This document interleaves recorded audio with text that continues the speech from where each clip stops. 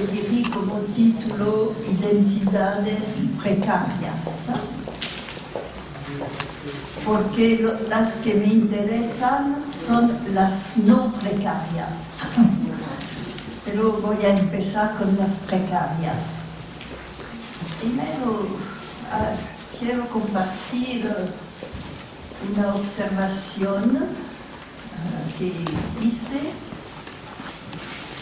y es que cuando hablamos de la identidad y de la búsqueda, sobre todo de la búsqueda de identidad, muchas veces los analistas lacanianos, no todos, pero muchas veces se escucha algo como una reserva, incluso algo como una reprobación. Y me interrogué sobre eso. ¿Por qué? ¿Por qué? Quizás podemos hacer diferentes hipótesis. La primera sería considerar que quizás es porque los analistas mismos son divididos al nivel de su identidad, divididos entre su identidad social, lo que les define socialmente, y su identidad en su acto. Al nivel de la identidad social no hay diferencia con las demás. Psicoanalista es una profesión y es entonces una palabra que identifica socialmente y evidentemente la identidad social de los analistas se funda sobre dos factores. Uno, se dice el analista, se autoproclama analista. Y segundo, las asociaciones psicoanalíticas confirman, si puedo decir, que la identidad social del analista. Pero evidentemente, a nivel del acto analítico, no es un acto que identifica. Luego que ayer, no es un acto que identifica, y entonces el analista se encuentra, más analista es, y más se encuentra siempre a interrogar sobre su capacidad, su identidad analítica, si realmente es o no es analista. No.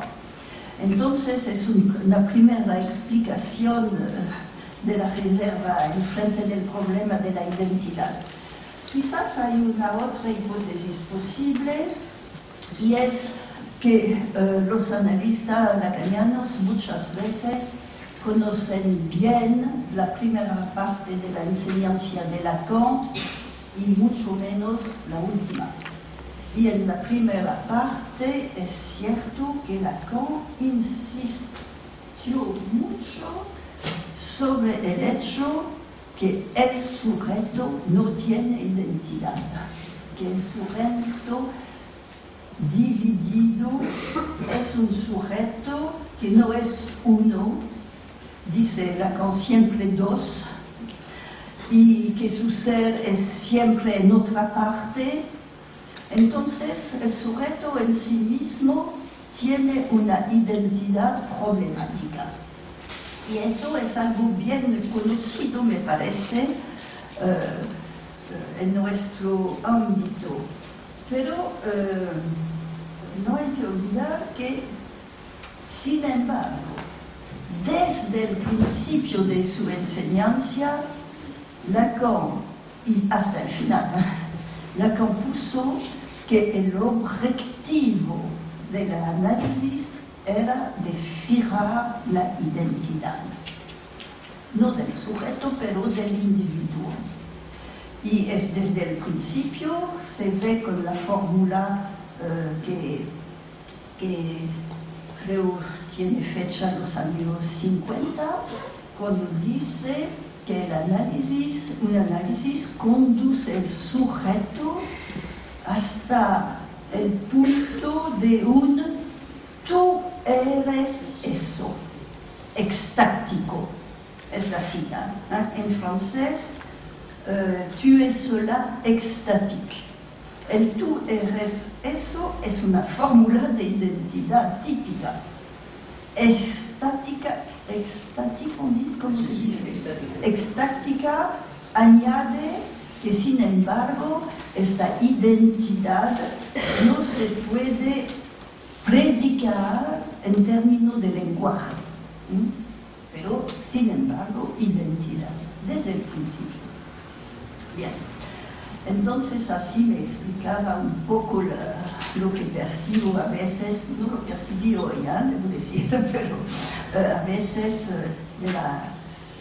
del malestar de los analistas con el problema de la identidad.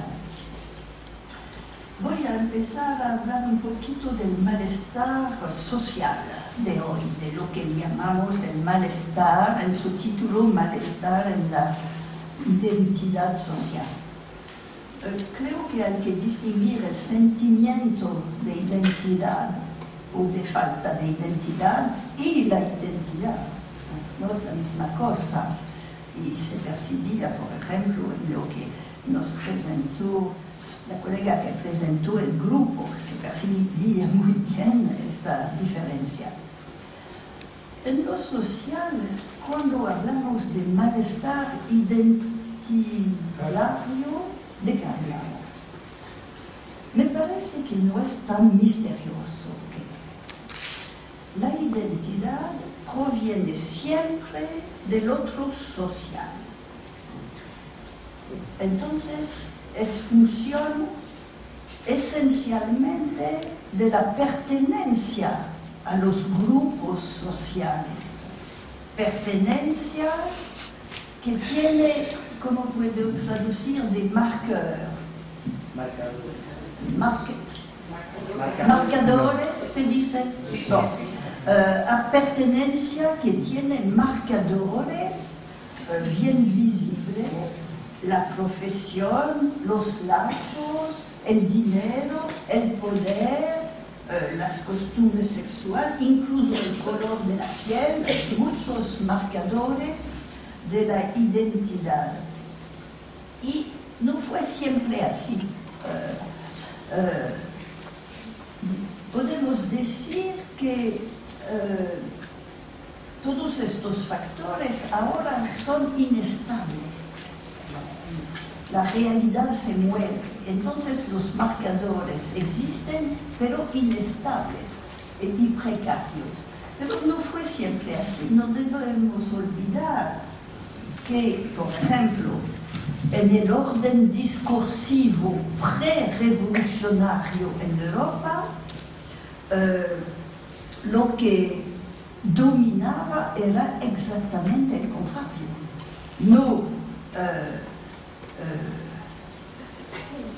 Lo que dominaba era la seguridad de las identidades no precarias, incluso sustraída a toda evolución.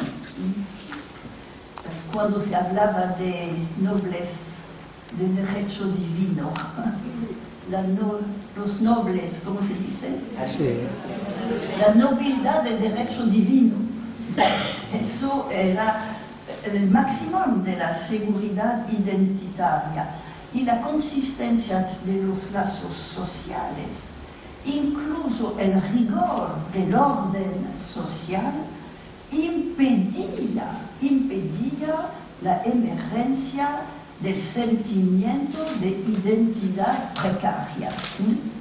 Incluso del lado de los pobres, de las identidades desvalorizadas, pero estable. Y entonces la precariedad proviene del deshacer de los lazos sociales. Por primeros factores. Los lazos sociales se deshacen, las identidades se deshacen, se vuelven inestables. Segundo factor, un poco diferente, los marcadores identitarios dividen en cada sociedad y entre las diferentes sociedades dividen lo más, no conozco las palabras, los más, les nantis, no sé dónde, los más favorecidos, los más favorecidos, desfavorecidos. no quiere decir eso. Quiere... Nanti designa a las personas que tienen todo, el dinero, el poder. Entonces, hay una división entre los privilegiados, vamos a decir, socialmente privilegiados, y los que no tienen casi nada. Y los más o menos aceptados y los más o menos marginales. Y entonces ahora hay una competición, una rivalidad entre las identidades. Son en luchas las identidades.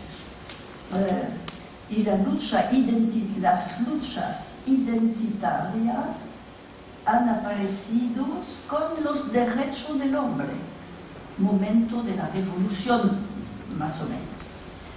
Creo que ahora hemos un poco olvidado que durante un tiempo el orden discursivo permitía a cada uno, cual que sea su sitio, consentir, aceptar, incluso justificar, hasta idealizar el orden que repartía las identidades. Ahora lo hemos olvidado porque con los derechos humanos, la exigencia de igualdad, de paridad, las rivalidades identitarias funcionan. Un tercer factor de precariedad resulta de los dos primeros. Los abrazos se deshacen, competición identitaria, y el resultado es que en los individuos mismos hay conflicto de identificaciones que dividen algunos sujetos entre diferentes adherencias a diferentes países, lenguas, lugares, religiones. Y Lacan decía, la historia se hace con los deportados. Efectivamente, el hombre tiene un cuerpo y es con sus cuerpos que se puede tener el hombre. La deportación de los cuerpos no es una especialidad del nazismo. A pesar de que el nazismo la produjo de manera tan importante, la especialidad del nazismo no es la deportación de los cuerpos, es la exterminación programada científicamente de manera organizada. Eso implicaba deportación, pero no era la deportación la meta. La deportación de los cuerpos no es nueva. Empezó en Grecia antigua. Lacan lo evoca a propósito del contexto de Sócrates, y Platón él mismo fue deportado. No hay nunca que olvidar eso. Y la deportación de los cuerpos continúa ahora en una forma modificada y a veces pseudo-voluntaria con los exilios económicos, políticos, con los movimientos de población que el capitalismo produce, induce, y con los accidentes de la historia que la marcan. Y finalmente todo eso son las bases, estos tres factores me aparecen con las bases de la precariedad de la identidad sociales. Pero finalmente no me extiendo más sobre el malestar social. Quiero hablar del lado del psicoanálisis. Todo este malestar social quizás no tiene nada que ver con lo que llamamos el malestar sexual de los hablantes. Y además el psicoanálisis no trata directamente el malestar social, toca el malestar social, pero indirectamente. Entonces quiero desarrollar el tema en el espacio de la práctica analítica. Y voy a hablar primero de la desidentificación analítica. Un análisis empieza con una incertidumbre identitaria, necesariamente. Una pregunta sobre la identidad. Si no, no empieza. La pregunta, Lacan la formuló. ¿Qué soy? Pregunta de identidad.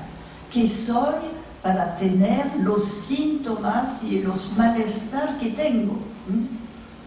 Entonces, el psicoanálisis mismo, una cura analítica, presupone una pregunta sobre la identidad, pero a la vez hay un postulado analítico, especialmente explícito en Lacan, y el postulado analítico es que hay una identidad, incluso cuando el sujeto percibe la no identidad. Pues hay una identidad no reconocida que el sujeto no sabe y que el psicoanálisis pretende revelar y hacerle percibir. En realidad digo eso, pero en realidad no es así por todos los sujetos. Los transexuales, los paranoicos no se caracterizan por la incertidumbre identitaria. El esquizofrénico tampoco, pero el esquizofrénico no se preocupa tanto de su identidad en realidad. Y incluso el perverso no vacila tanto sobre su identidad. El malestar de la identidad, la pregunta sobre la identidad es un rasgo neurótico de la neurosis.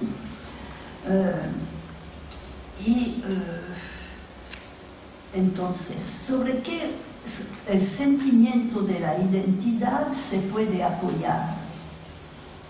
El sentimiento de la identidad en un sujeto, un hablante, que es falta de ser, porque un significante lo representa por un otro. El sentimiento de la identidad necesariamente se apoya sobre lo que llamamos identificaciones.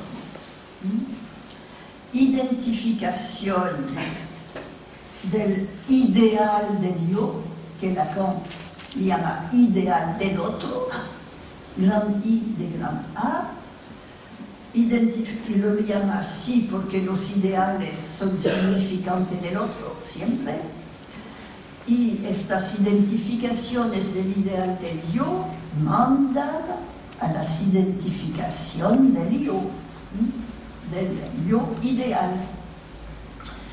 Y entonces es la incorporación de los significantes del otro que son los marcadores íntimos del sentimiento de identidad. Y por supuesto, cuando hay diversas incorporaciones y todos son contentos con esta exigencia de igualdad, podemos homogeneizar todo excepto el modo de goce. Si la tesis de Lacan es consistente. Y si homogeneizamos todo excepto el tipo de goce, en este caso, el intento de poner el unisex al nivel de la sexualidad, porque hay una exigencia ahora de poner el unisex al nivel de la sexualidad, es un intento discriminatorio, un intento de erradicar la disparidad real de los tipos de goce. Erradicar el no todo, vamos a decir. Y me pregunto si no hay en la situación actual del mundo capitalismo, si no hay algo como una aporía. He dicho al principio que entre las identidades sociales y sexuales no había mucho lazo, pero sin embargo hay una cierta relación. Y son problemas heterogéneos, pero hay un lazo, sin embargo, porque la homogeneización que produce el capitalismo, que fue posible en razón de la ciencia, la homogeneización es ella que ha permitido la subversión sexual que Freud introdujo al principio del siglo antes.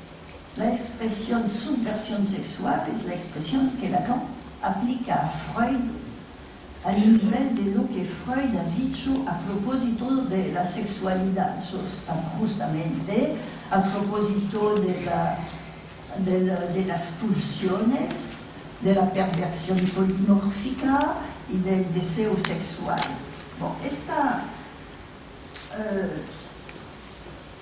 pero entonces el capitalismo ha permitido la aparición. ¿Por qué? Es que el discurso del capitalismo no construye ningún lazo social y entonces no construye ninguna suplencia discursiva